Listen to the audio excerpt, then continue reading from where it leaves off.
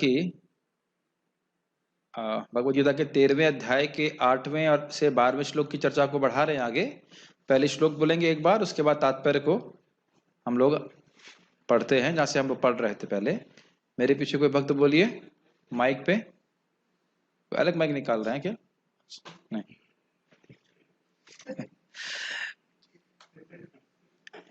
Okay, शुरू करते। बोलिए मेरे पीछे।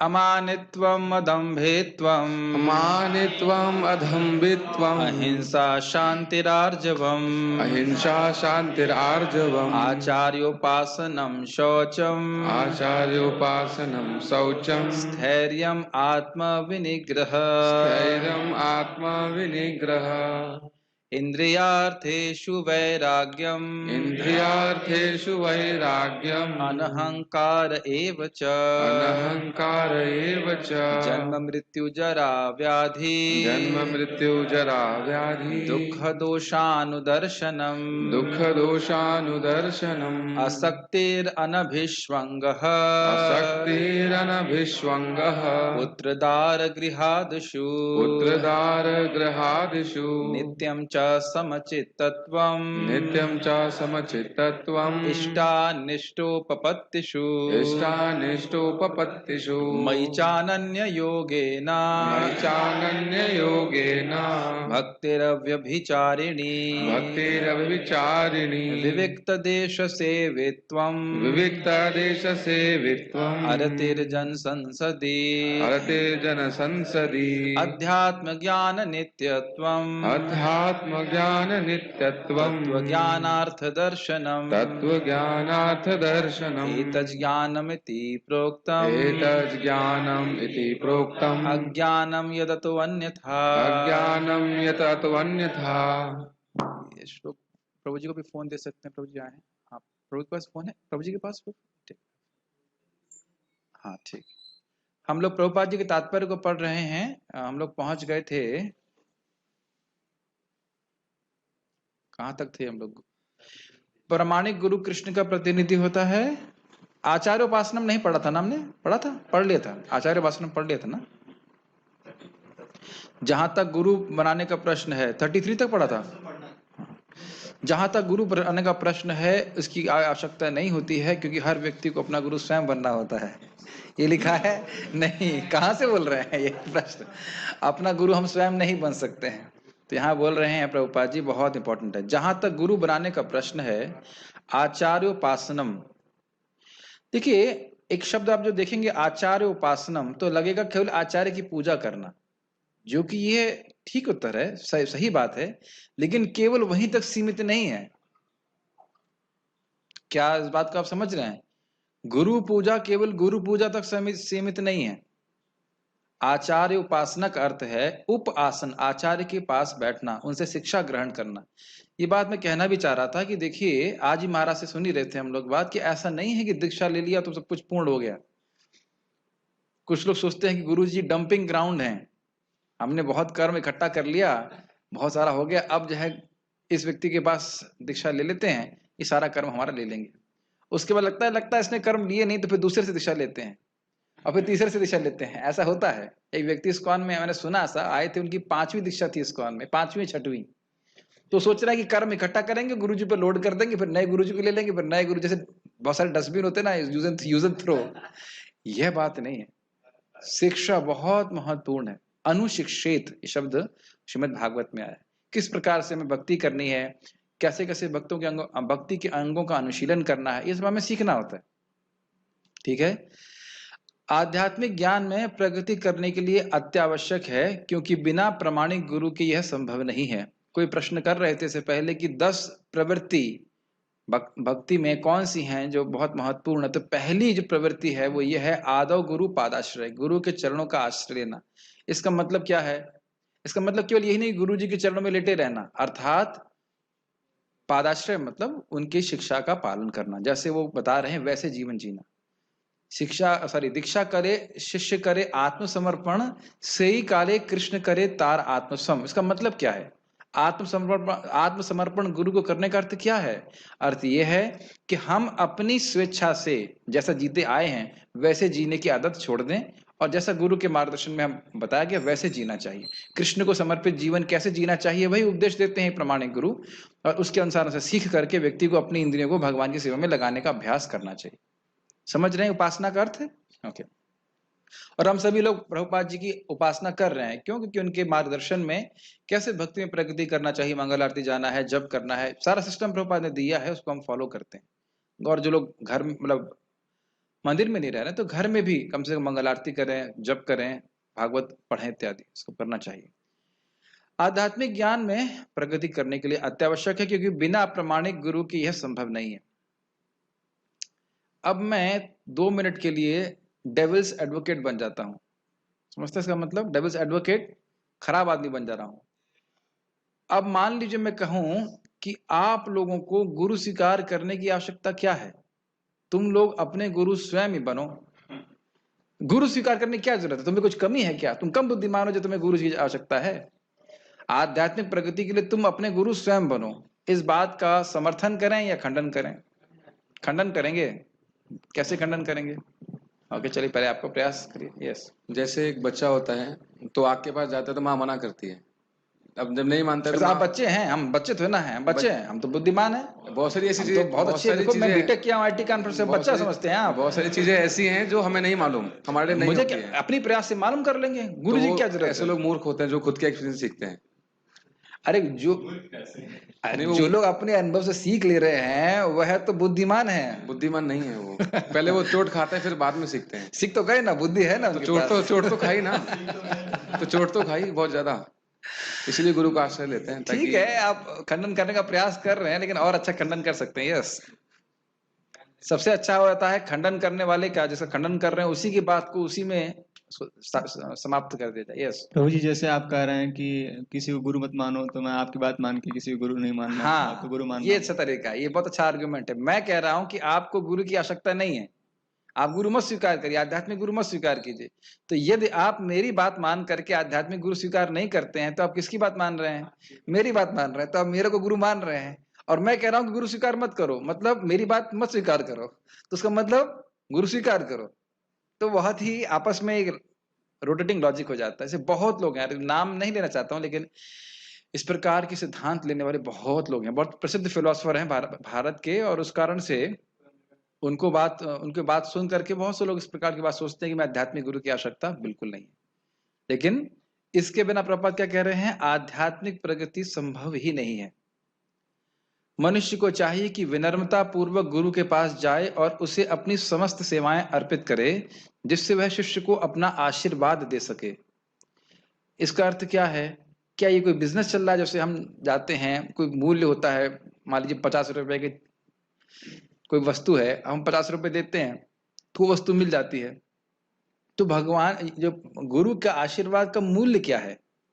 कितने रुपए में आशीर्वाद मिलता है? यह केवल मांगने से मिल जाता है? आप देखेंगे भारत में बहुत चलता है, प्रभु जी आशीर्वाद कीजिए, गिव मी ब्लेसिंग्स। आपके गुरु महाराज का लेक्चर सुन रहा था उस दिन, आप याद है ना, आप भी सुन रहे थे। Do not expect some special blessings, something like that. आप प्रयास नहीं करेंगे तो भक्ति में प्रगति नहीं होगा। देखिए, इस चीज को हमें समझना होगा, यहाँ बैठकर इसको विचार करके समझेंगे उसका मतलब क्या है। वही श्लोक जो हम पहले सुने थे, तद्विधि प्रणिपातेना परिप्रश्नेन सेवया उपदेक्षन्ति ये तद्ज्ञानम ज्ञानिनस् तत्वदर्शिनः। गुरु के पास जाकर 3 उपहार देने होते हैं, एक कार, एक फ्लैट और 50 लाख रुपए कैश, तब आशीर्वाद मिलता है। हाँ, ऐसे तथाकथित गुरु हो सकते हैं जो इस प्रकार की बातें कहते हों, और उस प्रकार के गुरु आपको असली आशीर्वाद नहीं दे सकते। उन्हें पता भी नहीं कि असली आशीर्वाद क्या है। क्या इसका गीता का ट्रांसलेशन क्या है? प्रणिपात, शरणागति की भावना। इसका अर्थ क्या है? इसका अर्थ सबसे सिंपल अर्थ, जैसे कि हम सनातन गोस्वामी पाद में केस में देखते हैं, वो महाप्रभु के पास आते हैं, कहते हैं अपनार हित अहित किचु नहीं जाने, ग्राम्य व्यवहार पंडित को नहीं मानी। ग्राम व्यवहार में लोग मुझे पंडित मान रहे हैं, लेकिन मैं अपना हित अहित कुछ नहीं जानता हूं, मैं आपकी शरण में हूं। जैसे हम बीमार होते हैं तो डॉक्टर के पास जाते हैं, उससे क्रिकेट मैच के बारे में डिस्कस करने के लिए नहीं कि आज इंडिया जीतेगी कि पाकिस्तान, एकमात्र एक लक्ष्य रहता है कि मैं डॉक्टर साहब के पास जाऊंगा और मैं बहुत जल रहा हूं, परेशान हूं, अब जो भी कठिनाई है, डॉक्टर साहब आप बताइए कि दवा कैसे लिया जाए। इतनी नम्रता तो होनी चाहिए कि नहीं? और डॉक्टर साहब से पूछे आपने कहां तक पढ़ाई की है, एमबीबीएस की है कि नहीं, एमडी की है कि नहीं, यह सब, या किया है तो कितने नंबर आए, झूठता पास हुआ था कि नहीं हुआ था, ऐसे करके भावना कोई नहीं रखता है। रखते हैं क्या? ऐसा नहीं रखता है। तो अगर ये सब बातें मैं आपको विनोद में बोल रहा हूं, लेकिन ऐसा बहुत बार लोग सोचते हैं कि गुरुजी से अधिक तो मैं ही जानता हूं, या गुरुजी कुछ इंस्ट्रक्शन दे रहे हैं, इनको पता नहीं मेरा क्या, मेरे लिए सही क्या है, ऐसा इंस्ट्रक्शन क्यों देती है इतना कठिन? इस प्रकार की भावनाएं लोगों के मन में आ जाती हैं। तो हमें पहली चीज क्या है? प्रणिपात। उसके बाद परिप्रश्न। परिप्रश्न का बात हमने को बोल दिया कि जिज्ञासाएं आध्यात्मिक होनी चाहिए। किसी भी साधु के पास जा रहे हैं, ये बड़ा अजीब है इस्कॉन में। एक वक्त मुझे बोले हमारे लड़के का नौकरी लगवा दीजिए। मैंने कहा ये कैसे है, मैं खुद ही नौकरी नहीं कर रहा हूं, मैं तो भगवान की सेवा कर रहा हूं, नौकरी लगाना कोई हमारा सेवा थोड़ी ना है, बताइए। ये बहुत गलत चीज है। काउंसलर या और कोई आध्यात्मिक काउंसलर आपकी नौकरी लगाने के लिए नहीं है। वो मटेरियल सिचुएशन आप अपनी स्वयं सॉल्व कीजिए। आध्यात्मिक प्रगति कैसे हो सकती है वह बता सकते हैं। नौकरी कैसे लगाएंगे बताइए? कि बिजनेस हमने कॉर्पोरेट हाउस खोल कर रखा हुआ है, वो अपनी व्यवस्था स्वयं कीजिए। और तो मैंने कहा आपको ज्यादा दिक्कत है बच्चे को ब्रह्मचारी बनाती, नहीं वह तो नहीं बन सकता। मैंने कहा ये तो सोल्यूशन हम दे सकते हैं, बाकी कोई सोल्यूशन हमारे पास नहीं। तीसरा बात है सेवया। जब बताया गया, जैसे सिंपल एग्जांपल, डॉक्टर साहब ने बताया कि आप ये मेडिसिन लीजिए, नहीं डॉक्टर साहब कृपा कीजिए, कृपा कीजिए। अरे यही कृपा है कि बताया जा रहा है कि आपको क्या मेडिसिन लेना है, छू करके नहीं कृपा दी जाती है। तो तीन चीजें समझनी चाहिए। किस प्रकार से शरणागत होना है, शरणागति के भाव होना चाहिए। दूसरा है आध्यात्मिक जीवन में कैसे प्रगति करें, यह जिज्ञासा होनी चाहिए। और जब जिज्ञासा करी है तो ऐसा नहीं होना चाहिए प्रभु जी हम तो ऐसे ही पूछ रहे थे। उसका मतलब है कि फिर अपने जीवन में उसको हमें उतारने का भी प्रयास करना चाहिए, तब जो ज्ञान हमको दिया जाएगा उसको हम धारण कर पाएंगे। आपको याद है ना महाराज कितना सुंदर एग्जाम्पल दिए थे कि भाई बोतल है और आप उसको नदी की, अमृत की नदी है, उसमें डुबो दिए लेकिन ढक्कन नहीं खोला है, तो जो अंदर जो बोतल है वो तो खाली ही रहेगी। तो अपने से भी कुछ थोड़ा वैराग्य होना चाहिए, अपना हित के बारे में थोड़ा सोचना चाहिए कि भाई कम से कम यह तो पता होना चाहिए कि मैं जगत में दुख भोग रहा हूं। तब हम गुरु के पास जाएंगे तो फायदा होगा। और नहीं तो लोग कहेंगे अरे हमने दीक्षा ली, मैं उस वक्त दीक्षा के लिए तैयार नहीं था। नहीं मैं मजाक नहीं कर रहा हूँ, ये सच्ची घटना है मेरे संग।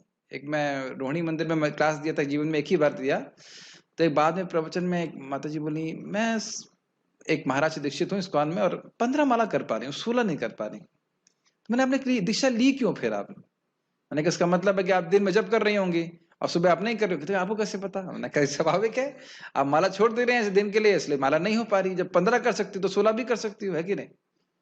हाँ, यानी कि वह व्यक्ति अभी दीक्षा लेने के योग्य नहीं था, उसको वेट कराना चाहिए, उसको श्रद्धा होनी चाहिए, शिक्षा लेनी चाहिए, उसके बाद उसको दीक्षा ग्रहण करना चाहिए। इंपॉर्टेंट बात है कि मैं इस जगत से बाहर निकलना चाहता हूं, भगवान के धाम जाना चाहता हूं, वास्तविक योग्यता यही है। तस्मात् गुरुम प्रपद्येत, जब दिखने लग जाए कि जगत दुख का घर है तब गुरु की शरण लेना चाहिए। तो हम सब बातें गुरु की शरण लेने पे बोल रहे हैं। जब तक आध्यात्मिक गुरु की शरण नहीं लेते व्यक्ति प्रगति नहीं कर सकता है। अब आप कहेंगे प्रभु जी मेरी दीक्षा नहीं हुई है, तो क्या मेरी दीक्षा हुई है? ये कैसा प्रश्न है? यदि मेरी दीक्षा नहीं हुई है तो मेरी दीक्षा हुई है? क्या उत्तर है? हाँ, अगर आपने हृदय से परंपरा की शिक्षाओं को स्वीकार किया है, उसका समाजीकरण, उसका फॉर्मलाइजेशन दीक्षा के द्वारा होता है। लेकिन दीक्षा ग्रहण की है लेकिन शिक्षा ग्रहण नहीं करी तो फिर हमारी दीक्षा नहीं हुई। समझ में आया कि नहीं आया? महाराज बहुत अच्छी तरह समझाते हैं कि मान लीजिए किसी लड़की का तय हो जाए कि भाई इस लड़के से शादी होनी है। जब जब जिस जमाने में अरेंज मैरिज हुआ करती थी तो वह पहले से सोचने लगती है कि यह मेरे पति हैं। ऐसे सोचते होंगे, मतलब हमको तो पता नहीं है लेकिन ऐसा थ्योरी में तो ऐसे होता होगा। प्रभु जी ऐसा होता होगा कि नहीं? ऐसा होता होगा, ठीक है। अब ऐसा नहीं कि सोच लेने से वो पति हो गए, मतलब सोचना चालू हो गया कि उसका मन स्थिर हो गया, हाँ ये मुझसे शादी होगी, इससे पति। लेकिन जब उसकी शादी हो जाती है तो उसका समाजीकरण हो जाता है। और उसके बाद फिर और वह जो रिश्ता है वो पुख्ता होता है, उसमें उसके अनुसार कार्य करना होता है, पत्नी की तरह कार्य करना होता है, पति फिर दायित्व लेता है इस प्रकार से। तो उसी प्रकार से दीक्षा भी आप लोगों ने सुना होगा, वो हरिनाम दीक्षा पुस्तक में हमने चर्चा कर चुके हैं इस बात को। तो ये बात इंपॉर्टेंट है कि व्यक्ति, दीक्षा इज अ इंपॉर्टेंट थिंग, लेकिन ऐसा नहीं कि दीक्षा इज द ओनली थिंग। ये बात समझ रहे हैं? ठीक है। हमारे गुरु महाराज तो दीक्षा के समय बोले, do not think that by diksha you will become liberated. दीक्षा वाले प्रवचन में बोल रहे थे हम लोग। बहुत महत्वपूर्ण है, लेकिन इसका अर्थ ये कंप्लीट नहीं है। नेसेसरी है लेकिन कंप्लीट नहीं है। आपको गुरु महाराज की शिक्षाओं का पालन करना होगा, हम सभी को, जिससे वह शिष्य को अपना आशीर्वाद दे सके। एक संबंध में भक्त का कथन है कि आशीर्वाद वाणी से नहीं रोम से निकलता है। मतलब जब सेवा से संतुष्ट होता है व्यक्ति, तब उसे आशीर्वाद प्राप्त होता है। प्रभुपाद जी से, क्या नाम था, विष्णुजन महाराज ने कहा, प्रभुपाद जी आप मुझ पर इतनी कृपा क्यों कर रहे हैं? तो प्रभुपाद जी ने कहा, कृपा तो मैं सब पे कर रहा हूं, आप इस कृपा को ग्रहण कर रहे हैं। प्रभुपाद जी की पुस्तकें हैं, भक्त हैं, प्रोसेस है भक्ति का, उसको हम अच्छे से करते हैं तो कृपा प्राप्त होती है। Make sense? क्योंकि प्रामाणिक गुरु कृष्ण का प्रतिनिधि होता है, अतएव यदि वह शिष्य को आशीर्वाद देता है तो शिष्य तुरंत प्रगति करने लगता है, भले ही वह विधि विधानों का पालन ना करता रहा हो। अब आप कहेंगे, प्रभु जी आपकी बात में तो विरोध लग रहा है, यहां तो लग रहा है कि ये क्या लिखा हुआ है, यहाँ पे लिखा हुआ है कि गुरु की आशीर्वाद से बिना विधि विधानों का पालन किए भी हम प्रगति कर सकते हैं। देखिए इस लाइन को बहुत गंभीरता से समझना होगा। जब कोई व्यक्ति गुरु की आज्ञा को पालन करने का प्रयास कर रहा है और उसमें सिंसियरली प्रयास कर रहा है, फिर भी वह गिर रहा है, तो गुरु की कृपा से वह प्रगति करेगा। लेकिन धोखेबाज व्यक्ति पे गुरु कृपा नहीं करते। ये प्रैक्टिकल प्रभुपाद जी, जो प्रभुपाद जी का तात्पर्य है प्रभुपाद जी के जीवन से देखिए। एक व्यक्ति इस्कॉन छोड़ दिए, प्रभुपाद से दीक्षा लिए थे और बोले मैं इस्कॉन में वापस आ सकता हूं अगर एक नियम ना पालन करना पड़े, अवैध स्त्री संग का। तो प्रभुपाद जी कहे ये नालायक व्यक्ति है, इसको इस्कॉन में नहीं आना। और दूसरा व्यक्ति सेम उसकी प्रॉब्लम है, प्रभुपाद को रो रो के लिख रहा है कि प्रभुपाद मैं नियमों का पालन करना चाहता हूं लेकिन ये नियम से भंग हो जा रहा है। तो प्रभुपाद की आंखों में आंसू था। गलती एक ही है, लेकिन दूसरा व्यक्ति, एक व्यक्ति सुधरना चाहता ही नहीं है और दूसरा व्यक्ति प्रयास कर रहा है, गिर रहा है। तो फिर गुरु का आशीर्वाद कृपा होती है तो धीरे धीरे वह प्रगति कर पाता है। इसलिए बहुत बार महान वैष्णव गुरु जान रहे हैं कि वह नियम पालन नहीं भी कर पा रहा हो तो भी उसे दीक्षा देते हैं, कृपा देते हैं, यद्यपि उसका कर्म उनको लेना पड़ता है ताकि वो जानते हैं कि इस कृपा से वह धीरे धीरे करके नियमों का पालन कर पाएंगे। लेकिन इसका अर्थ ये नहीं कि स्टैंडर्ड है, ये तो उनकी विशेष कृपा है जिसकी वजह से वो कर रहे हैं और इसको हमें भुनाने का प्रयास नहीं करना चाहिए। तो भाई हम अब तो कुछ भी करेंगे, गुरु जी देख लेंगे सब कुछ। यह बहुत ज्यादा है क्रिश्चियन धर्म में। प्रभुपाद जी कई बार इसको हिंट करते हैं, 6 दिन गलत सलत कार्य करेंगे, फिर फ्राइडे को आकर सारा कुछ डंप कर देंगे जीसस क्राइस्ट के ऊपर। जब तक जीसस क्राइस्ट साफ करेंगे उसको 6 दिन में, फिर आके सारे पाप इकट्ठे कर लेंगे, फिर डंप कर देंगे। यह है प्रवृत्ति ठीक नहीं है। समझ रहे कुछ कहना चाहते? यस प्रभु जी ये कैसे डिसाइड करें कि कोई जान से गिर रहा है या मतलब? हाँ देखिए, अच्छा प्रश्न है कि जानबूझ करके प्लानिंग करके वह पाप कर रहा है या फिर उसमें ना चाहते हुए पाप हो रहा है। देखिए अगर ना चाहते हुए पाप होगा तो उसे करते हुए भी उसको बहुत खराब लगेगा, और ये क्यों कर रहा हूं, मैं नहीं चाहता हूं, लेकिन इंद्रियां खींच के उसको ले जा रही हैं। जैसे कि भगवद गीता में लिखा है, इंद्रियाणी प्रमाथीनि हरंती प्रसभम मनः।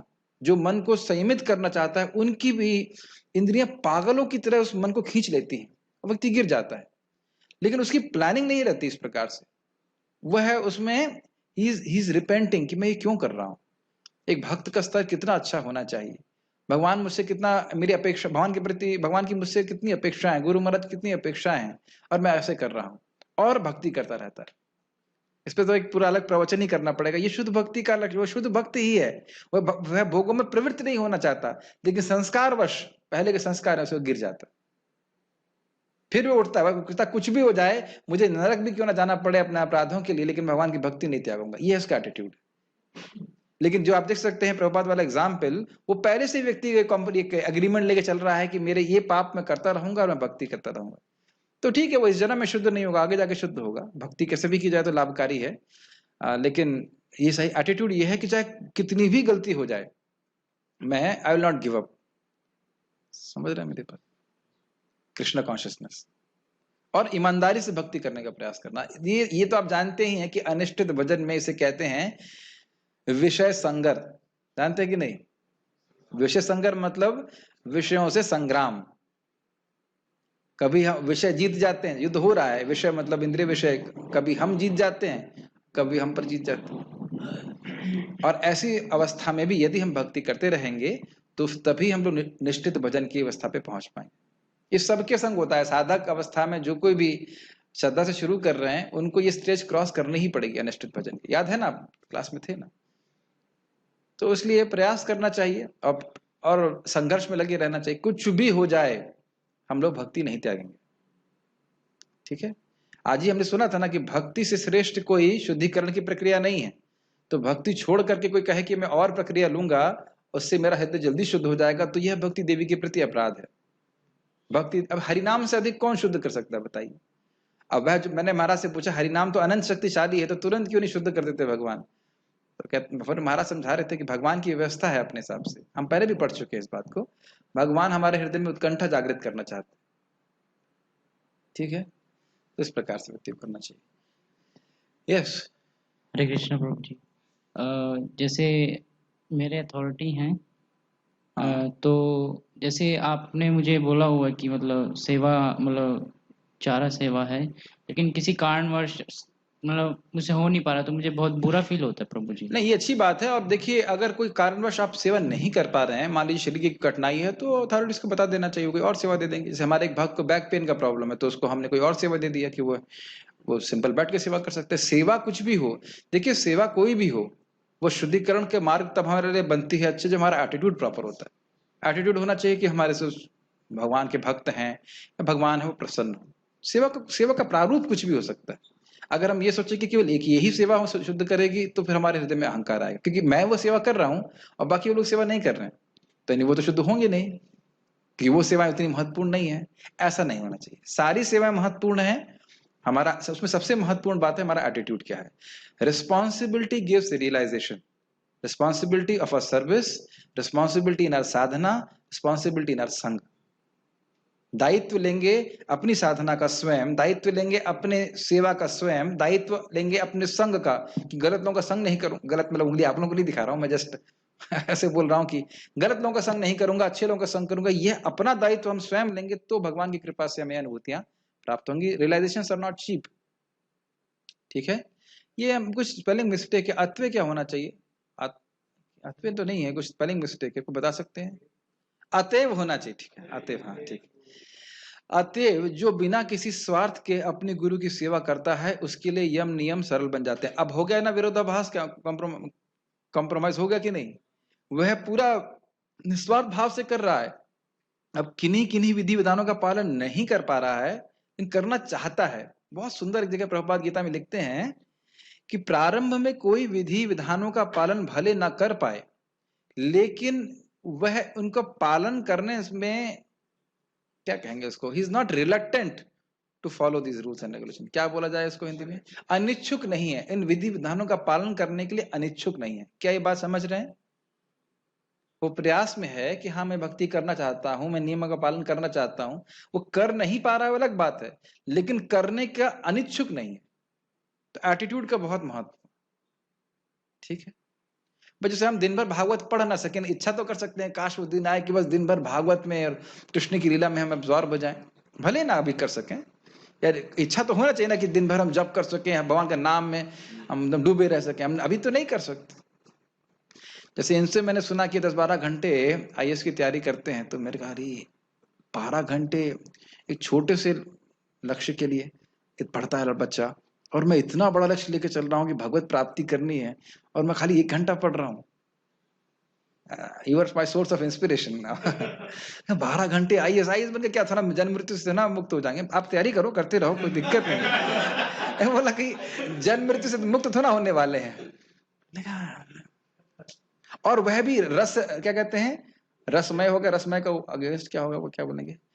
रसहीन शास्त्र।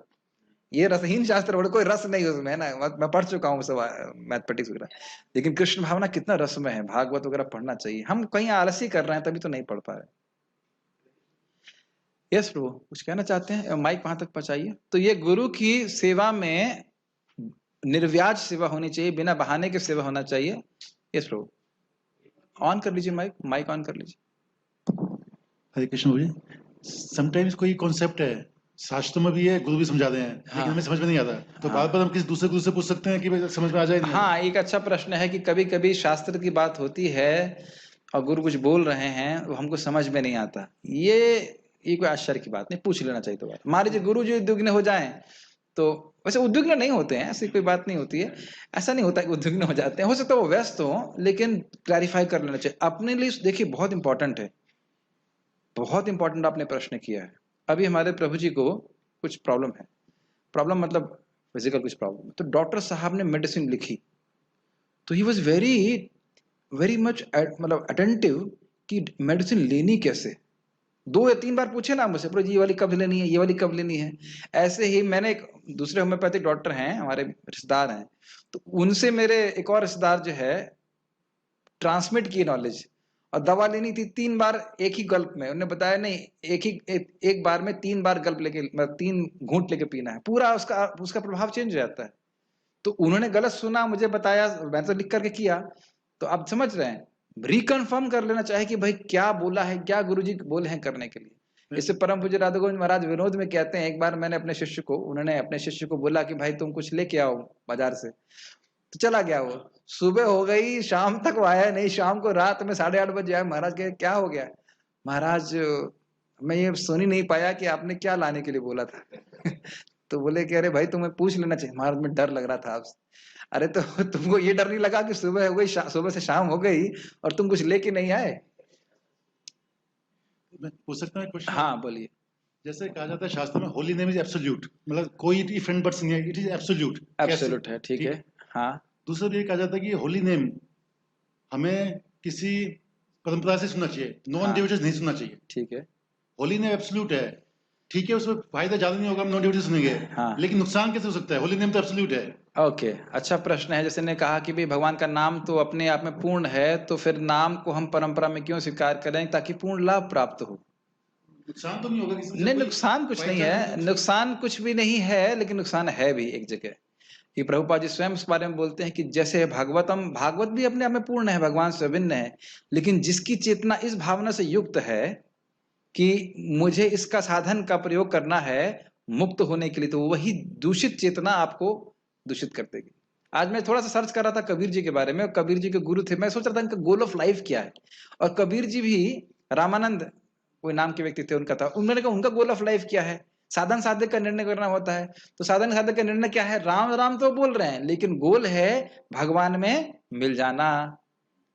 तो बस मैं बोलने वाला था, सर्पोच्चष्टम यतापह।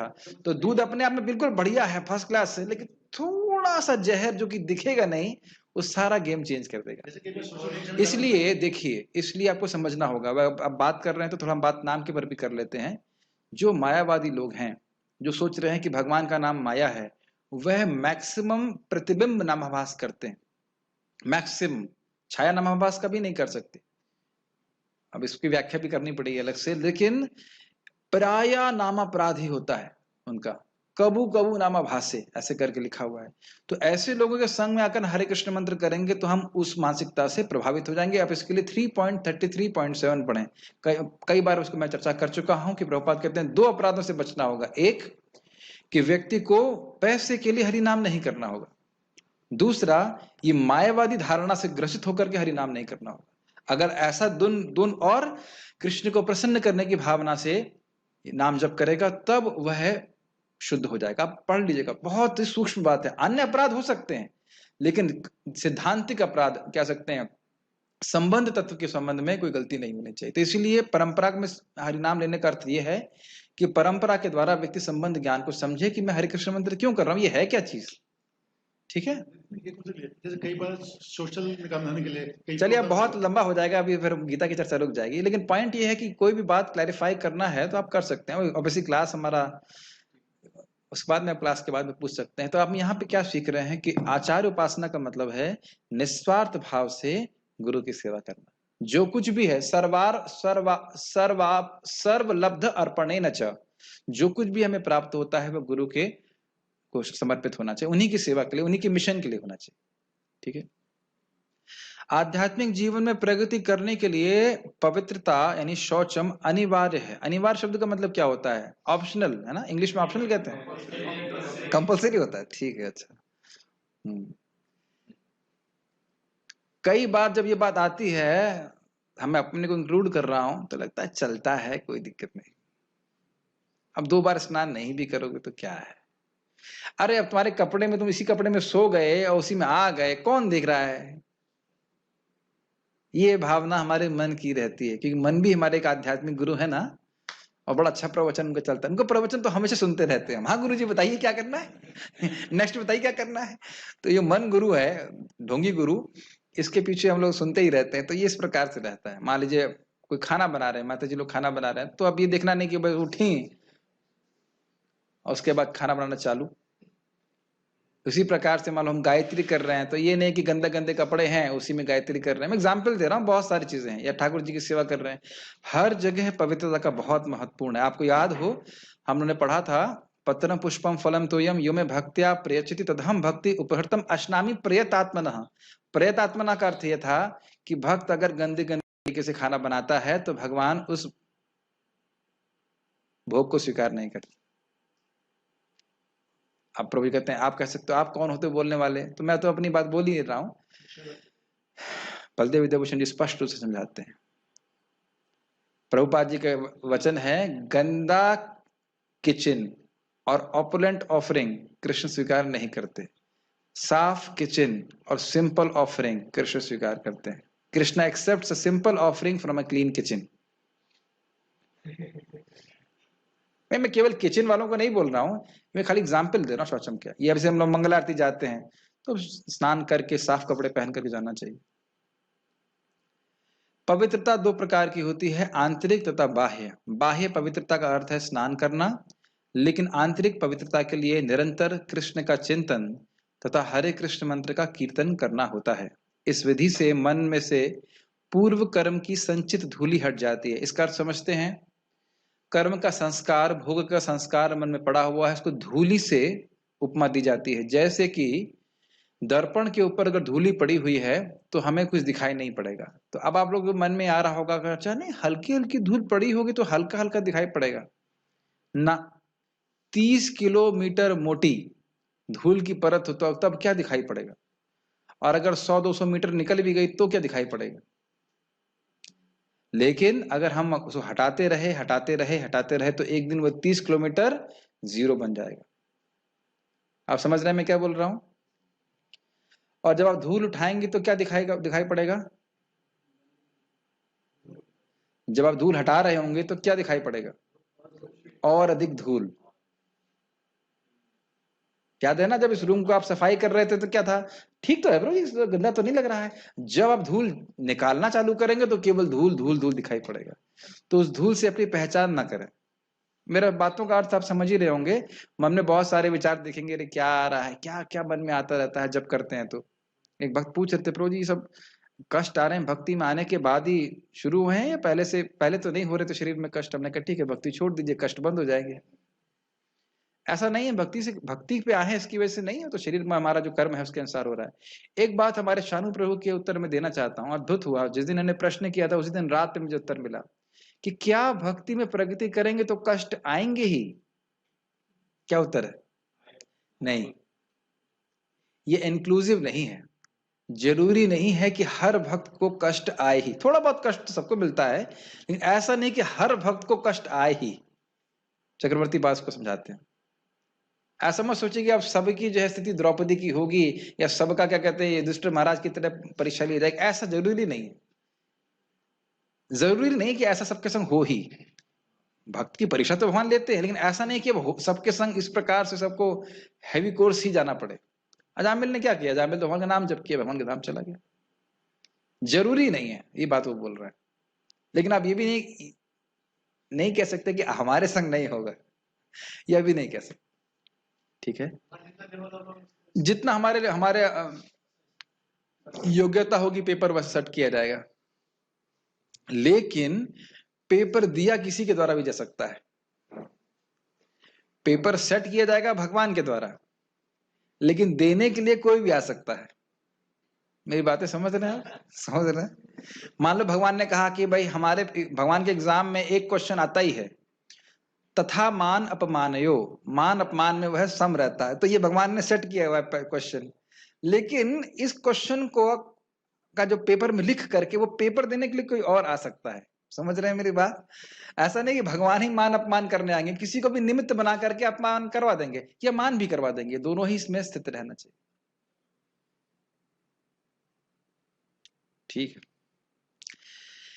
एक बात ध्यान रखना चाहिए कि अपमान को तो सहन करना ही है, मान को भी सहन करना चाहिए। कोई बोल दे कि प्रभु जी आप तो शुद्ध भक्त हैं, अब तो आपके जैसा शुद्ध भक्त का मुझे गाइडेंस मिल रहा है, ऐसा सुनने को होता है जब आप गाइडेंस देना चालू करेंगे। हमारा कितना भाग्य है। सबसे अच्छा इसमें चुप रहें, ना ये बोले कि मैं नहीं हूं, ना ये बोले कि मैं हूं। बस ये समझना चाहिए कि जो कुछ भी समझ रहा समझने दे, भगवान को ये पालन कर देना, पास कर देना चाहिए, गुरु को महाराज को पास कर देना चाहिए। और कभी कोई कहे तुम तो बड़े धूर्त हो, ये हो, हमारे गुरु महाराज बोल रहे थे कि ऐसे व्यक्ति को आलिंगन कर लेना चाहिए, तुम सही में मेरा गुणों को देख पा रहे हो। एक कह रहे, मैं उधर जाना नहीं चाहता, एक बहुत सुंदर बात महाराज कह रहे थे कि एक बार एक क्रिश्चियन पादरी थे और उनकी बहुत बहुत महिमा गाई जा रही थी। एक व्यक्ति उनसे बहुत द्वेषी था और खूब उनको गाली देने लगा, तो गए और उसको आलिंगन कर लिया कि तुम मेरे सच्चे मित्र हो। ऐसे श्रील भक्तिसिंह ठाकुर जी की बहुत निंदा करता था एक व्यक्ति, तो जो मर गया तो बहुत दुखी हुए थे, कह रहे आज मेरा एक सच्चा मित्र मर गया।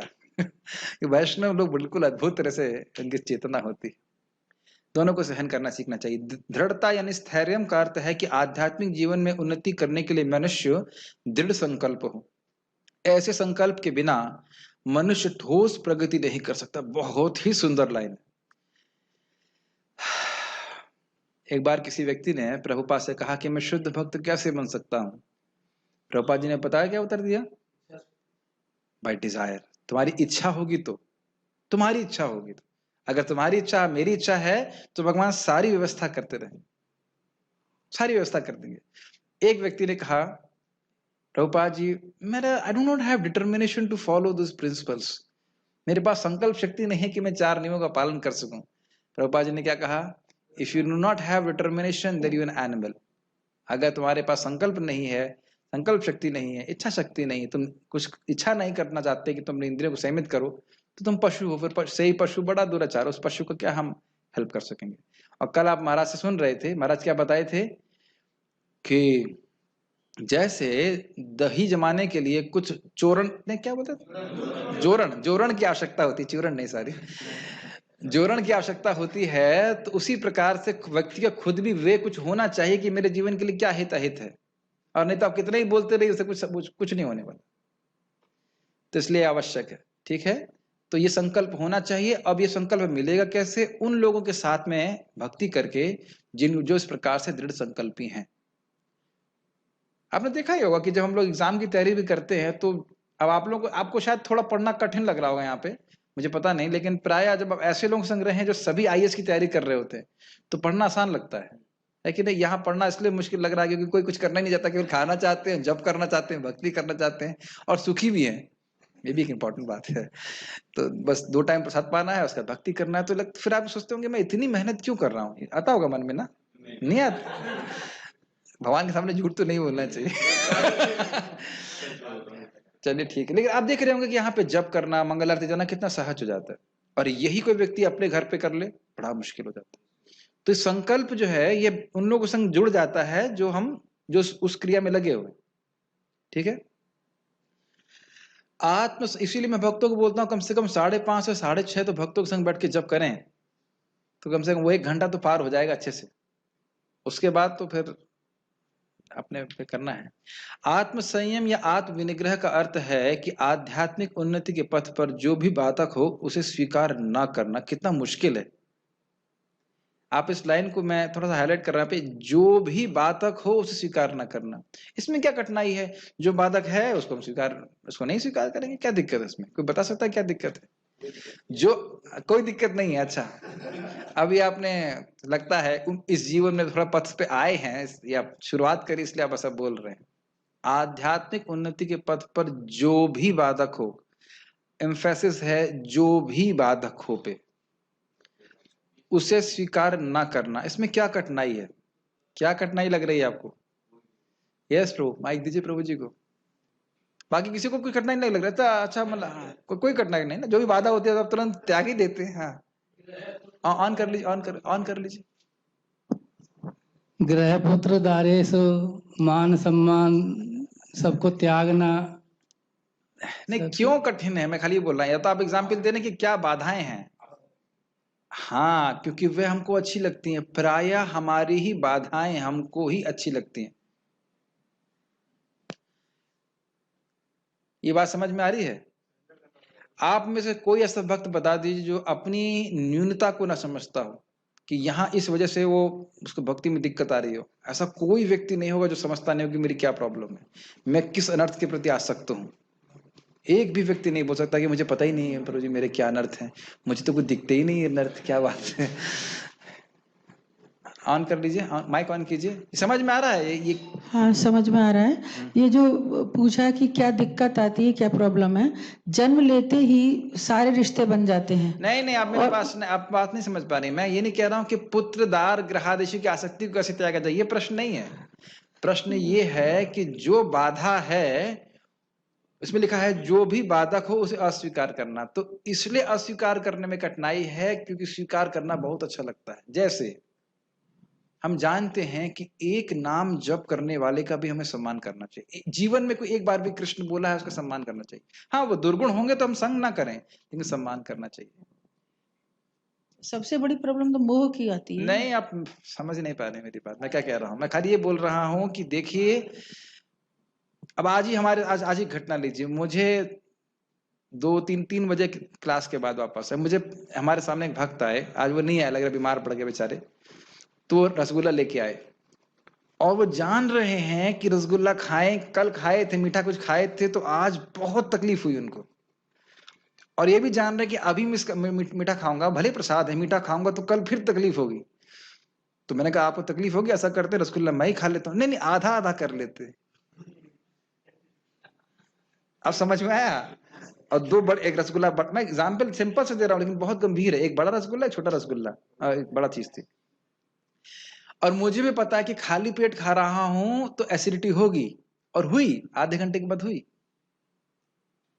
आप समझ रहे हैं? जानी, ये तो भगवान का प्रसाद है, प्लीज प्रसाद के खिलाफ मैं कुछ नहीं बोल रहा हूं, लेकिन जो भौतिक प्रभाव है मैं उसके खिलाफ बोल रहा हूं। जानिया सुनिया विषय खाएंगे, हम सब जान रहे हैं वैष्णव की निंदा नहीं करनी चाहिए, और हम बोलते भी हैं। देखिए, हम निंदा नहीं कर रहे, हम नाम नहीं लेना चाहते हैं, लेकिन उसके बाद फिर चालू कर देते और फिर देखते हैं हमारे हृदय में कैसे गड़बड़ा रहा है।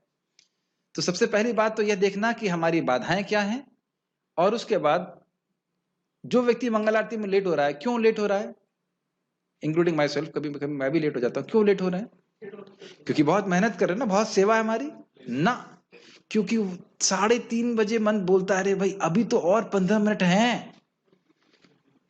तो ऐसा नहीं कि हम अपनी बाधाओं को, अपनी आसक्ति को नहीं जान रहे हैं, हम उनको अस्वीकार नहीं करना चाहते। अरे बहुत कठिन है प्रभु जी, इतना आसान नहीं। ये बात मैं आपको बोल रहा हूँ, थोड़ा मजाक में बोल रहा हूँ, लेकिन ये आसान बिल्कुल नहीं। इसलिए भक्तों का संग में जब हम भक्ति करते हैं तो धीरे धीरे धीरे करके इन भौतिक इच्छाओं को, इन आसक्तियों को त्यागते है कि नहीं। हमारे एक बहुत अच्छे महाराज जी हैं, भक्ति विज्ञान महाराज, वो बोल रहे थे अरे भाई वैष्णवों की निंदा करना इतना खराब है, हमारी भक्ति के लिए इतना गड़बड़ है, तो हम क्यों करते हैं? तो उन्होंने बहुत सिंपल उत्तर दिया, क्योंकि हमें अच्छा लगता है, क्योंकि हम सोचते हैं इस प्रकार से कि हम अन्य भक्तों से श्रेष्ठ हो जाते हैं। अब प्रभुपाद जी, क्या आपको याद है हमने पिछली भागवत क्लास में क्या चर्चा किया? किसी भी वैष्णव को, किसी भी भक्त को नीचा दिखाने का प्रयास नहीं करना चाहिए। आप नहीं जानते हो कितना भक्त, कितना बड़ा भक्त है या उसका क्या भाव है, आप कुछ भी नहीं जानते। याद है हम लोग चर्चा किए थे इस पर, काफी चर्चा किए थे। तो ये सब बातें हैं। तो एक बहुत इंपॉर्टेंट बात है, आत्म संयम बहुत ही कठिन है, लेकिन भक्ति करेंगे तो भगवान की कृपा से धीरे धीरे करके आत्म संयम बढ़ता है। सबसे इंपॉर्टेंट है जीभ। जब जीभ को हम बार बार भगवान की सेवा में लगाए रहेंगे, बोलने में हरे कृष्ण मंत्र और भगवान का प्रसाद ग्रहण करने में, तो धीरे धीरे बाकी इंद्रियां संयमित होंगी, अन्यथा संयमित होने की कोई संभावना नहीं। एक और पढ़ लेते हैं। मनुष्य को इसका अभ्यस्त बनकर ऐसी किसी भी वस्तु को त्याग देना चाहिए जो आध्यात्मिक उन्नति के पथ के प्रतिकूल हो, जो नहीं होना चाहिए। यह असली वैराग्य है। ठीक है, यहाँ पे हम लोग 8 एक और पढ़ लेते हैं, थोड़ा सा और पढ़ते हैं। असली वैराग्य का अर्थ समझ रहे हैं? इसका अर्थ यह है कि जो व्यक्ति जो वस्तुएं भगवान की सेवा के अनुकूल हो उसे ग्रहण करना चाहिए, और जो वस्तुएं भगवान की सेवा के प्रतिकूल हैं उनको त्याग देना चाहिए। इंद्रियां इतनी प्रबल हैं कि सदैव इंद्रिय तृप्ति के लिए उत्सुक रहती हैं। अनावश्यक मांगों की पूर्ति नहीं करनी चाहिए। ऐसा लगता है कि प्रभुपाद छड़ी लेके पिटाई कर रहे। अगर अपने आध्यात्मिक जीवन को देखें तो आहार, निद्रा, भय, मैथुन की जो 4 आवश्यकताएं हैं, आवश्यकता कह लीजिए, अब कंडीशन से जो नंबर फोर्स की जा रही हैं, तो उनको उतना ही पूरा करना चाहिए जितनी आवश्यकता है शरीर चलाने के लिए। कितनी बार सुना है हमने, अत्याहार प्रयास, ज्यादा खाने से भक्ति डाउन होती है, लेकिन ज्यादा खाने के समय श्लोक याद नहीं रहता, खाना खा लेने के बाद याद आता है कि नहीं? है ना? अत्याहार मतलब अधिक ग्रहण भी नहीं करना चाहिए। मैं बार बार, जब आप इंद्रियों को संयमित करने का प्रयास करते हो तब बहुत नम्रता आती है, क्योंकि बार बार फेल होते हैं हम, हर दिन फेल होते हैं। एटलीस्ट मैं अपनी बात तो कर। When you actually try to control senses, then you realize how difficult it is to control senses. ऐसा नहीं कि हम प्रयास ना करें, लेकिन बहुत कठिन है। हाँ, ये जरूर है कि अगर इंद्रियां संयमित हो गई तो तुरंत कृष्ण प्रेम बढ़ने लग जाएगा। इसका प्रमाण चैतन्य चरितामृत में देखेंगे। वैश्या जो हरिदास ठाकुर जी का आश्रय लेती है, तो उसमें स्पष्ट लिखा है, जैसे उपवास, चरण और उपास, रूखा सूखा खाकर भजन कर रही थी, और जैसे उसकी इंद्रियां संयमित हुई तुरंत कृष्ण प्रेम प्रकट हो गया। तो आप देख रहे हैं, सीधे इंद्रियां संयमित हुई, कृष्ण प्रेम बढ़ने लग जाएगा। एकदम सीधे फॉर्मूला लगा हुआ है। कृष्ण प्रेम हमारा हृदय में जागृत नहीं हो रहा है, मतलब स्पष्ट है इंद्रियां संयमित नहीं। कुछ कुछ चीजें बड़ी कठिन है और बड़ी गंभीर हैं, लेकिन सुनना जरूर चाहिए। कहां से हमारा इधर तेज है, भक्ति वो लीक हो रही है, वो देखना चाहिए। विवेक का निर्माण करना चाहिए। अनावश्यक मांगों की पूर्ति नहीं करनी चाहिए। ठीक है, अब ये तो पूरा एक विस्तार हो गया कि क्या मांगे अनावश्यक हैं। कभी कभी, अरे कभी कभी मुझे याद है एक बार और हर की मांग अलग अलग होगी। हमारे एक आश्रम में भक्त हैं, दूध के प्रति आसक्त, बहुत पेट खराब हो जाएगा लेकिन दूध जरूर पिएंगे। और ये केवल एग्जाम्पल है, मैं दूध एग्जाम्पल ले रहा हूँ। हर व्यक्ति अलग अलग वस्तुओं के प्रति आसक्त है। मुझे याद है एक बार हम लोग रात के 12 बजे लौट के आए, फिर दूध कहाँ है, दूध कहाँ है, दूध। उससे स्वास्थ्य खराब हो सकता है, लेकिन मैं अपनी बात कर रहा हूँ। मैं दूध के उसका क्या मजाक बनाऊं? मुझे पता था कि एसिडिटी होगी, खाले पेट मिठाई नहीं खाने के लिए, लेकिन मन क्या बोलता है ना, अभी कुछ नहीं होगा, कुछ नहीं होगा। ये मन बोलता है ना, कुछ नहीं होगा, कुछ नहीं होगा। उसका बोलता है, देखो हुआ ना, तुमको बोला था नहीं खाना। वही मन बोल रहा है कि कुछ नहीं होगा, अब बाद में मन बोलता देखो तुमने ऐसा किया। बहुत मुश्किल है। इसीलिए बोल रहे हैं, क्या पृथ्वी से शिष्या, जिसकी इंद्रियां संयमित हो जाएं, पूरे विश्व को वो शिष्य बना सकता है, क्योंकि बाकी सभी लोग इन्हीं के शिष्य हैं। बहुत कठिन है। एटलीस्ट मैं बहुत रिफ्लेक्ट करता हूं कि बहुत कठिन है। इंद्रियों की उतनी ही तृप्ति की जानी चाहिए जिससे आध्यात्मिक जीवन में आगे बढ़ने में अपने कर्तव्य की पूर्ति होती है। एक इंपॉर्टेंट बात है कि धीरे धीरे दिखना चाहिए कि मैं जो बार बार खा रहा हूं, इससे मेरे आध्यात्मिक प्रगति में बाधा आती है। यह जो मैं इंद्रियों को भोगों में लगा रहा हूं, यह मेरा समय वेस्ट हो रहा है। जब धीरे धीरे समझ में आने लग जाएगा, मतलब भोगों में रहते हुए भी कम से कम हे बुद्धि रहेगी, हे मतलब समझ रहे हैं ये अच्छा नहीं है, तब कुछ संभावना है कि हम संयमित कर सकते हैं। मेरी बातें आप समझ पा रहे हो? भले ही हम उस आदत को न त्याग सके तुरंत, कम से कम हे बुद्धि होनी चाहिए कि ये क्या कर रहा हूं। Make sense? आप क्षमा कीजिएगा कि कुछ चीजें कठोर लग रही होंगी, लेकिन ये सब तात्पर्य बड़े गंभीर हैं, विदाउट विच ज्ञान हमारे हृदय में उदित नहीं होगा। ठीक है, सबसे महत्वपूर्ण किंतु वश में न आने वाली इंद्रिय जीभ है। क्यों? अन्य इंद्रियों को उनका विषय नहीं देते हैं, थोड़ा शांत हो जाती हैं, लेकिन जीभ को इंद्रिय का विषय नहीं देंगे तो जीभ और उसको और लालच हो जाता है, और खाएं ऐसे करके। तो इसलिए चक्रवर्ती बात कहते हैं कि संयमित मात्रा में भगवान विष्णु का प्रसाद देने से धीरे धीरे जीव संयमित हो जाती है। कम से कम इतना संयम हो कि जब भी खाएंगे भगवान का प्रसाद ही खाएंगे। ये नहीं जब मिलेगा तो प्रसाद खाएंगे और जब नहीं मिलेगा तो फिर बाहर की वस्तु भी खाएंगे, फिर वह संयम नहीं हुआ। ठीक है, यदि जीव पर संयम कर लिया गया तो समझो अन्य सारी इंद्रियां वशीभूत हो गई। जीव का कार्य है स्वाद ग्रहण करना तथा उच्चारण करना, अतएव नियमित रूप से जीव को कृष्णार्पित भोग के उच्चिष्ट का स्वाद लेने में तथा हरे कृष्ण का कीर्तन करने में प्रयुक्त करना चाहिए। स्पष्ट है। जहां तक नेत्रों का संबंध है, उन्हें कृष्ण के सुंदर रूप के अतिरिक्त अन्य कुछ नहीं देखना चाहिए। कितना आसान है ये, है ना? ऐसा प्रपद लिख देते लगता कितना आसान है सारा कुछ लेकिन ये हमारी आंखें अभी पढ़ तो रही हैं, लेकिन हमेशा पढ़ा हुआ उसे याद नहीं रहता है। समझ गए ना? इससे नेत्र वश में होंगे। इसी प्रकार कानों को कृष्ण के विषय में श्रवण करने में लगाना चाहिए और नाक को कृष्णार्पित फूलों को सूंघने में लगाना चाहिए। ये तो अच्छी बात है। आप जानते ही हो, जैसे किसी को सांप काटा रहे और सुखा देने से उसको होश आ जाता है, ऐसे ही भगवान को अर्पित जो फूल होते हैं या गंध होती है वो सब सूंघते हैं तो हमारी जो लुप्त चेतना है वो जागृत हो जाती है। बहुत शक्तिशाली प्रोसेस है और ये अन्य पे भी घटित होगा। और सबसे महत्वपूर्ण है भगवान के बारे में श्रवण करना। सभी चीजें भगवान के संबंध में शुद्ध करती हैं, लेकिन सबसे अधिक शुद्ध करता है उनकी कथा, उनका नाम इत्यादि। व्यक्तिगत जीवन में सबसे अधिक विवेक का निर्माण मैं अनुभव करता हूं श्रवण करके होता है। श्रवण करके सबसे अधिक विवेक का निर्माण होता है कि मेरे लिए क्या अच्छा है, क्या गलत है, मुझे क्या करना चाहिए। और बार बार, ऐसा नहीं कि एक बार सुन लिया तो हम याद हो जाता, बार बार उन्हीं बातों को श्रवण करते हैं तो धीरे धीरे वो बातें हमारे हृदय में ग्रहण हो पाती हैं। यह भक्ति की विधि है और यहाँ यह समझना होगा कि भगवत गीता केवल भक्ति के विज्ञान का प्रतिपादन करती है। भक्ति ही प्रमुख एवं एकमात्र लक्ष्य है। ठीक है, हम इसको ओके एक पढ़ के फिर रुक जाते हैं। भगवत गीता के बुद्धिहीन भाष्यकार, क्या शब्द लिख रहे हैं प्रभुपाद? बुद्धिहीन भाष्यकार। तो भाष्यकार बिना बुद्धि की कैसे हो गए? हाँ, जो व्यक्ति ये समझ नहीं पा रहा है कि भगवत गीता का उद्देश्य भक्ति है, उसके भाष्य तो लिख रहा है, बस बुद्धि बिल्कुल नहीं है।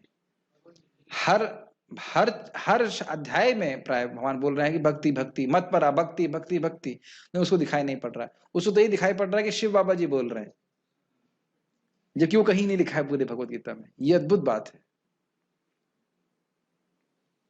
महाराज इस पे बहुत कटाक्ष करते हैं कि एक बार एक राजहंस एक पेड़ पे पहुंच गया, अंधेरा हो गया था, तो वहां उल्लू उसके पीछे, मैं पूरी कथा नहीं बता रहा था, लेकिन वहां पे उल्लू और राजहंस के बीच में बात चल रही थी। तो राजहंस को अंधेरे में नहीं दिखता है, लेकिन उल्लुओं को अंधेरे में ही दिखना चालू होता है। ये अद्भुत बात है। तो यहाँ आप देख सकते हैं कि जो लोग बोल रहे हैं कि गीता शिव बाबा ने बोली है, ऐसे बहुत सारे एग्जाम्पल दे रहा हूँ, बहुत सारे एग्जाम्पल हो सकते हैं। तो उनसे पूछो शिव बाबा जी ने कहाँ बोली है, क्या नाम है, तो कहीं लिखा नहीं है। तो कैसे आप देख लेते हो? तो ये उल्लू की तरह अंधेरे में कुछ देखने की वाली प्रवृत्ति है। और सूर्य के समान हर जगह लिखा है श्री भगवान वाचा भक्ति उद्देश्य है, वह नहीं दिखाई पड़ता।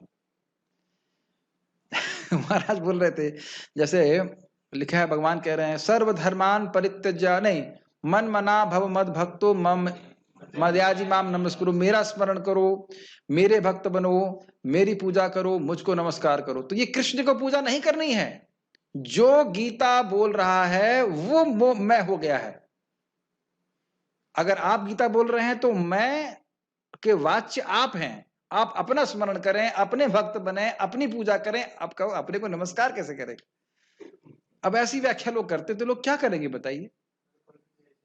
ऐसा आपको हो सकता है आपके महात्मा ऐसे आए हों, और ऐसे महात्मा ऐसा बोलते हैं और उनको फॉलो भी लोग करते हैं, जबकि अर्थ सीधा है कि कृष्ण का स्मरण करना है। जैसे मैं कहूं कि मेरे लिए पानी लाओ, तो आपने सुना मेरे लिए पानी लाओ, तो ये अब मेरे लिए पानी नहीं लाएंगे, ये बोलना चालू करेंगे मेरे लिए पानी लाओ।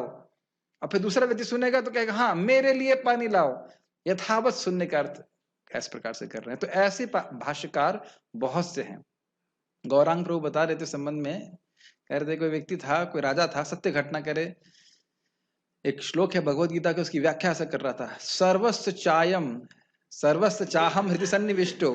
तो उसकी व्याख्या यह करी कि सभी के हृदय में, असली व्याख्या है सबके हृदय में भगवान है, लेकिन क्या बोले, सबके हृदय में चाय पीने की इच्छा है। सर्वस्व चायम हृदय सन्निविष्ट, सबके हृदय में चाय पीने की इच्छा। और अद्भुत बात है कि उस राजा ने स्वीकार कर लिया क्योंकि उसके चाय के बागान थे। तो उस राजा को चाय पीने की प्रवृत्ति थी, तो गुरुजी भी ऐसी बात बोल रहे हैं, चायम ऐसे करके व्याख्या करते हैं। मुझे तो विश्वास नहीं होता है कि लोग इस प्रकार की व्याख्या को कैसे विश्वास कर लेते हैं। और ऐसा मत सोचिएगा कि हल्का फुल्की श्रद्धा होती है, बिल्कुल दृढ़ श्रद्धा होती है कि शिव बाबा ने ही गीता बोली, पूरा संस्था चला रहे हैं इसके ऊपर, बहुत बड़ा। वो खुद अपने संग भी अज्ञान में पड़े रहेंगे और भगवान के प्रति भी अपराध होगा, और जो उनके पीछे पालन करेंगे वह सब नरक में जाने वाले। बहुत ही गलत बात है। चाहे बाहर रूप से कुछ भी करें, कृष्ण का अपमान कर रहे हैं, कुछ भी प्राप्त नहीं होगा। स्वयं गीता में लिखा हुआ है। दुर्भाग्य की बात है, भगवत गीता के बुद्धिहीन भाष्यकार पाठक के ध्यान को अन्य विषयों की ओर मोड़ना चाहते हैं, लेकिन भगवत गीता में भक्ति के अतिरिक्त अन्य कोई भी विषय नहीं है। तो इसकी चर्चा हम आगे करेंगे। कोई प्रश्न है? आध्यात्मिक पथ पर जो भी बाधक हैं उसको नहीं स्वीकार करना चाहिए, पर कभी कभी कुछ भक्त आकर सामने बोलते हैं कि जो भक्ति के विपरीत होता है तो हृदय में बड़ा कष्ट का अनुभव होता है, इस पर हमें क्या करना चाहिए? हाँ, तो कष्ट होता है तो उस कष्ट को सहना चाहिए। बहुत अच्छा प्रश्न है। देखिए, तपस्या का अर्थ ही है कि जो स्वधर्म में, जो आपका धर्म है, उसको पालन करने में जो कष्ट आए उसको सहना चाहिए। जैसे कि सुबह उठना एटलीस्ट खराब लगता है, प्राय लोगों को खराब लगता है, लेकिन हमारा ये धर्म है कि हम सुबह उठ करके मंगल आरती के लिए जाएं, तो उसको स्वीकार करना चाहिए, भले शरीर को खराब लगता हो। हम किसी का सम्मान नहीं करना चाहते हैं, फिर भी सम्मान करना चाहिए। क्यों? क्योंकि उससे भगवान प्रसन्न होते हैं। ये हमारा धर्म है एक भक्त के नाते। अब जब करना कभी कभी बिल्कुल अच्छा नहीं लगता है, फिर भी करना चाहिए। समझ पा रहे मेरी बात? तो जो भी हमारी भक्ति के लिए अच्छा हो, भले ही हमें खराब लगे, हम स्वीकार करेंगे, और जो हमारी भक्ति के प्रतिकूल हो, भले ही हमको अच्छा लगता हो, उसे हम अस्वीकार करेंगे। यही तपस्या है, यही धर्माचरण है, इससे भगवान प्रसन्न होते हैं। और कोई प्रश्न है? यस प्रभु। प्रभु जी, आपने बाधक के बारे में बताया था। ओके।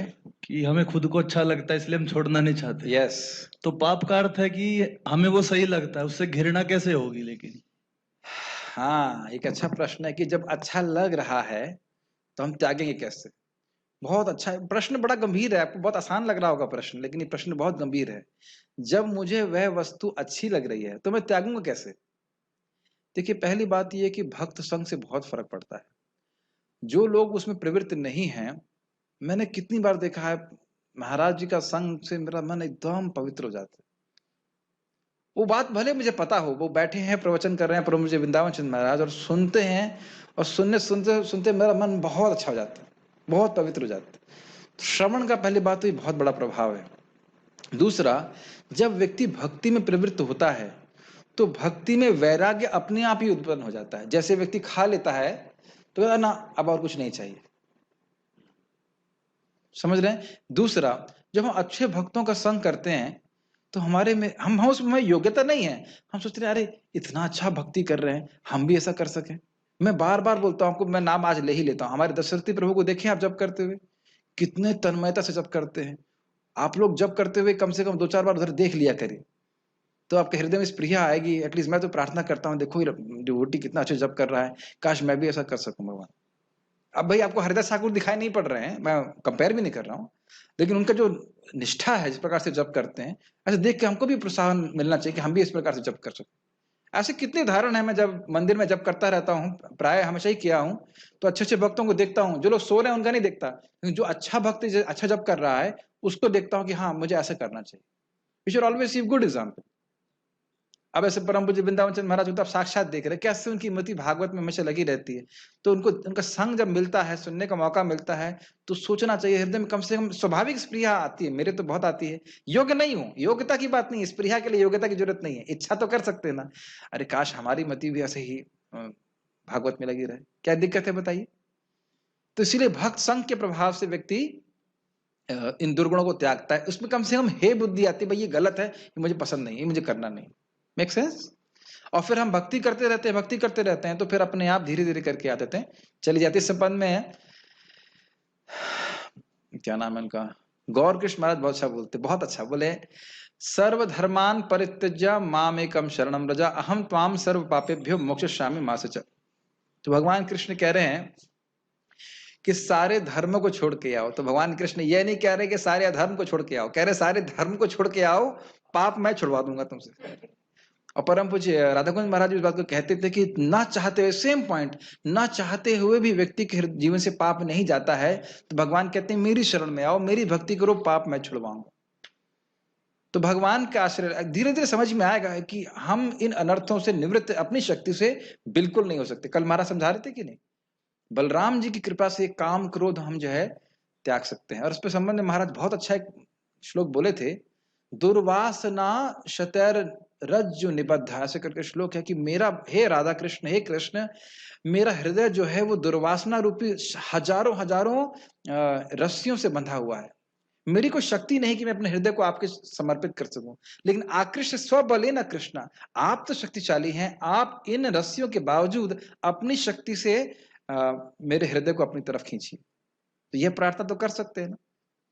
भगवान बहुत अच्छे ब्राह्मण इस संबंध में बोल रहे थे, कह रहे थे, बहुत सुंदर है, ऐसे गा के बोल रहे थे, यो हम सो हम नाथ तवाहम, यो हम सो हम नाथ तवाहम, यो हम सो हम नाथ तवाहम, यो हम सो हम नाथ तवाहम। वो अलग तरह से गा रहे थे, लेकिन बात बहुत अच्छी है, सिंपल है ना, जैसा भी हूं भगवान मैं आपका हूं, आपकी शरण में हूं, कृपया आप मुझे स्वीकार कीजिए, मेरे हृदय को शुद्ध कीजिए। एक बहुत अच्छी प्रार्थना है गुरु महाराज की है कि please bless me with a pure heart so that my services are pleasing to you.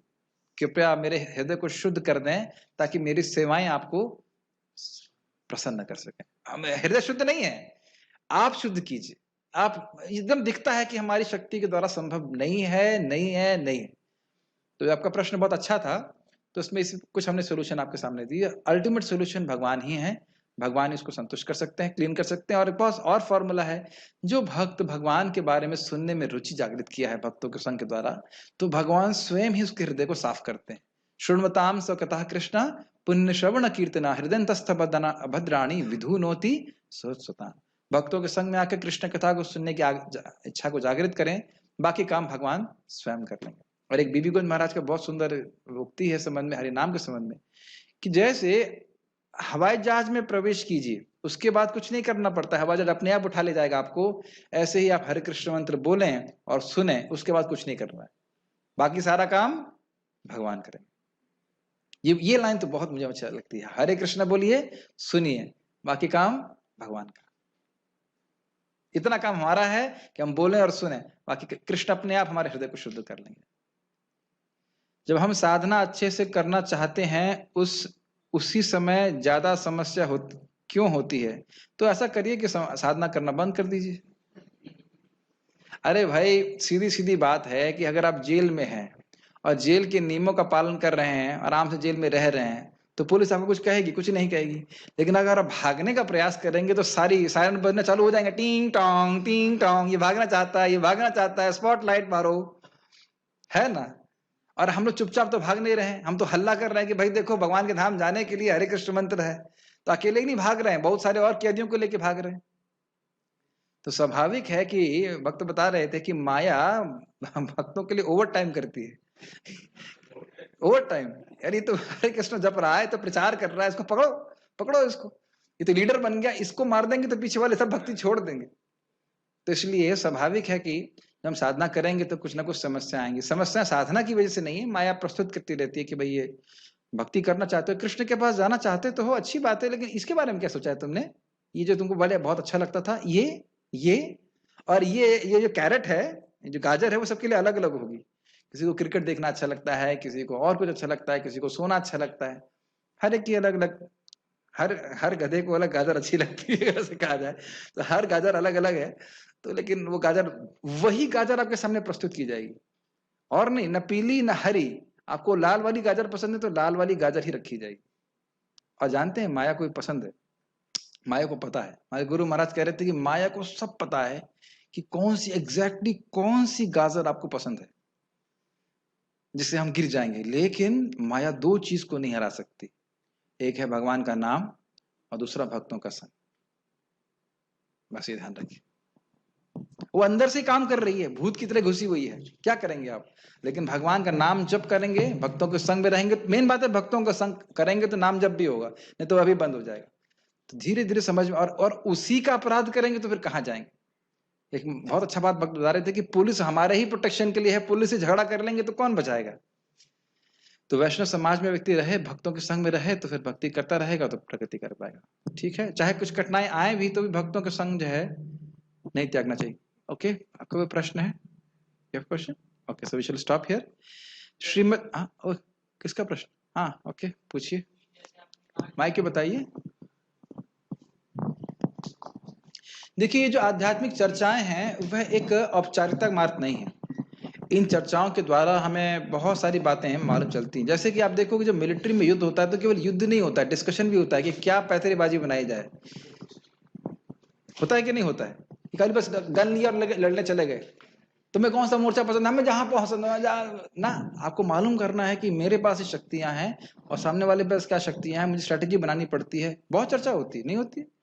तो इन चर्चाओं का भी महत्व है गोली चलाने के लिए साथ साथ। यस प्रभु जी, जैसे आपने कहा कि माया हमें, जैसे किसी को गाजर, किसी को सोना पसंद है हाँ, तो उसको सुलाती है। हाँ। लेकिन उस स्थिति में हम करें क्या? मतलब धीरे धीरे अपने, देखिए पहली चीज अपने एक साधक को करनी है, अपने जीवन में नियमितता लाने का प्रयास करना है। नियमितता, रोज उस कार्य को करना, रोज मंगल आरती जाना, रोज जप करना, रोज क्लास में बैठना, ये बहुत इंपॉर्टेंट है। और माया इसको हमेशा रेजिस्ट करती है। मैं लास्ट एग्जांपल लेकर बताता हूँ। मैंने पहले भी बताया था कि एक माता जी पे भूत है, भूत मतलब भक्त के ऊपर भूत है, वाकई भूत है। और बालाजी में जाके भूत निकल जाते हैं, तो भूत बोल रहा है उनको, मुझे पता है कि ये लोग बालाजी ले जाने वाले हैं, मैं ले जाने नहीं दूंगा। उसी प्रकार से माया रूपी भूत हमारे हृदय में रहता है। अरे जानती हूं मैं, माया बोलती है ये गीता क्लास में जाएगा तो उसको प्रगति हो जाएगी। अरे देखो वो कितना महत्वपूर्ण कार्य है, अभी अभी नहीं हो जाना, अभी क्या समझ जाना, अभी सो जाओ, अभी क्या करना है, ऐसे करके। तो इस प्रकार से धीरे धीरे श्रवण के द्वारा इन माया के ट्रिक्स को हमें समझना चाहिए। और भले ही हम लोग, इंग्लिश में बोलूंगा, Maya can exploit our free will but she can not take it away from us. बहुत ही गंभीर स्टेटमेंट है। इसको इसको धारण करेंगे ना तो बहुत गुरु महाराज का स्टेटमेंट, अमेजिंग स्टेटमेंट है। Maya can exploit our free will but she can not take it away from us. ये समझ में आया सबको? हमारी जो स्वेच्छा है, थोड़ी सी छोटी सी, क्या कहते हैं, स्वल्प स्वाधीनता, उसका दुरुपयोग कर सकती है माया, करवा सकती है, लेकिन उससे वो हमसे छीन नहीं सकती। दैट मीन्स चाहे कितना भी हम माया में चले जाएं, फिर भी किसी भी क्षण हम कृष्ण की तरफ मुड़ सकते हैं यदि हम चाहें तो। ऐसा नहीं है कि कृष्ण आपको कभी रिजेक्ट कर देंगे, ऐसा कभी नहीं करते कृष्ण, कभी भी नहीं कर सकते, करते ही नहीं है।